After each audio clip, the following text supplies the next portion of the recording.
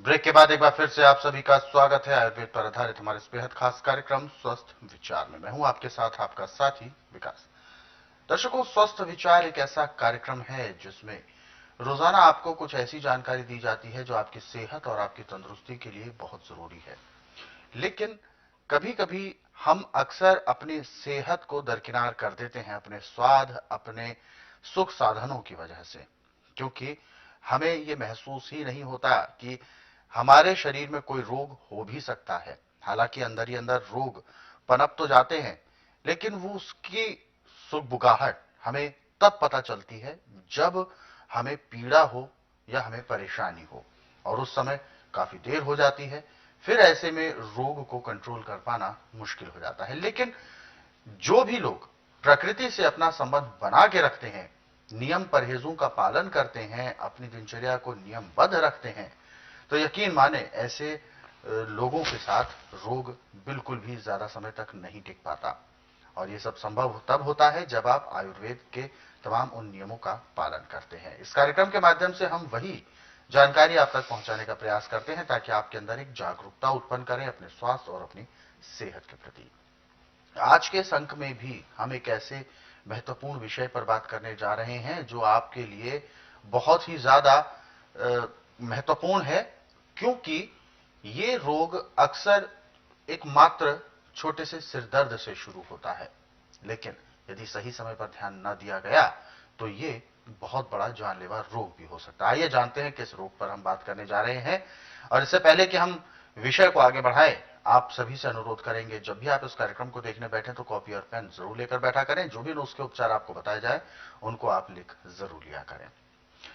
गुरु जी, आज के इस अंक में हम बात करने जा रहे हैं दिमाग के यानी सिर के एक ऐसे रोग के बारे में जिसे ब्रेन ट्यूमर कहा जाता है।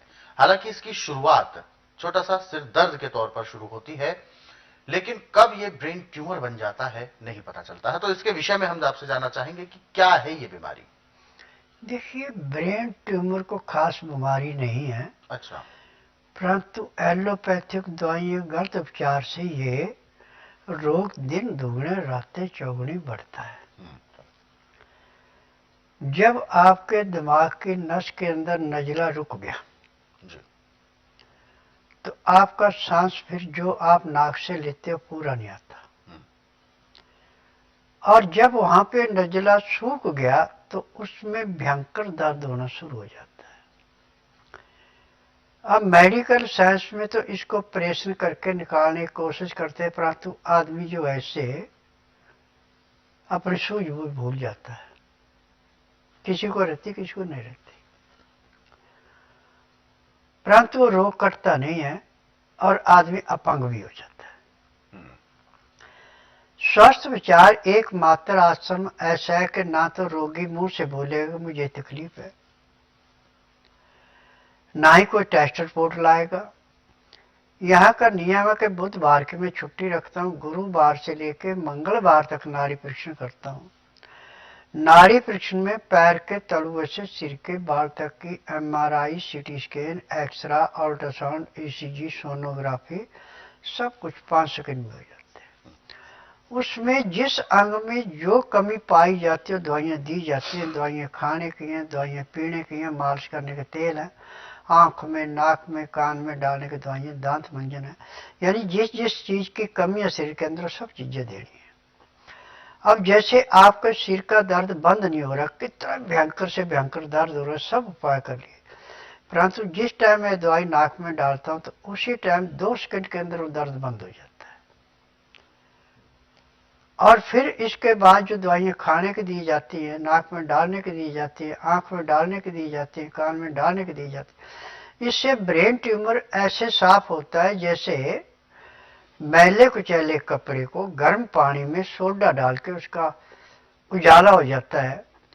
जितना भी उसके ऊपर मैल और सारी उतर जाती है, चमक जाता है, ऐसे दिमाग चमकता है और इससे याददाश्त भी बढ़ती है। जिसको ब्रेन ट्यूमर होगा उसकी याददाश्त भी खत्म हो जाती है, आंखों की दृष्टि भी कम हो जाती है। परंतु मेरी जो जड़ी बूटियों से दवाइयाँ बनी हैं, इनसे याददाश्त भी दिन दुगने रातें चौगुनी बढ़ती है, आंखों की दृष्टि बढ़ती है। अब आपने देखा होगा कि बहुत से डॉक्टर, बहुत से हकीम, बहुत से योगी टीवी पे आ रहे हैं, समझा तो बहुत अच्छे रहे हैं, किसी के सिर पे बाल नहीं है, किसी की आंखों में चश्मा लगा है, किसी को बोलते बोलते थकावट हो जाती है, परंतु पूरा नुकसान बताता। परंतु स्वास्थ्य विचार में ना तो आंखों में चश्मा है, ना बालों में रंग चढ़ाया है, और कोई भी उपचार है वो ऐसे किया जाता है जैसे दूध में से मक्खी निकाली जाती है।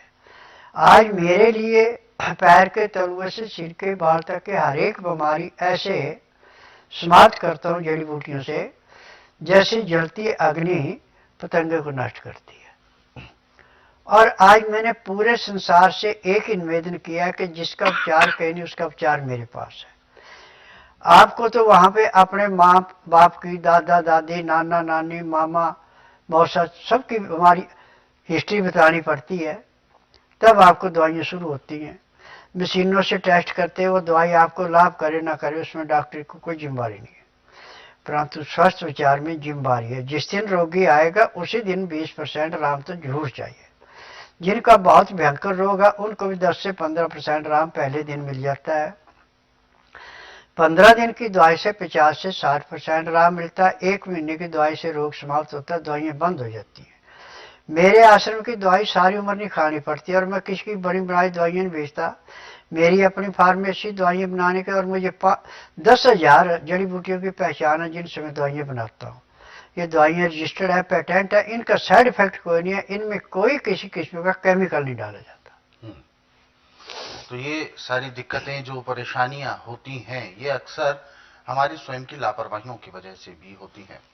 शुरुआत में एक सामान्य सिर दर्द से शुरू होने वाला ये भयंकर जानलेवा ब्रेन ट्यूमर रोग हमारे लिए बहुत ज्यादा एक अभिशाप के तौर पर सामने आता है, लेकिन इससे हम समय रहते अपना बचाव कर लेते हैं तो हमें कोई भी दिक्कत नहीं होती है।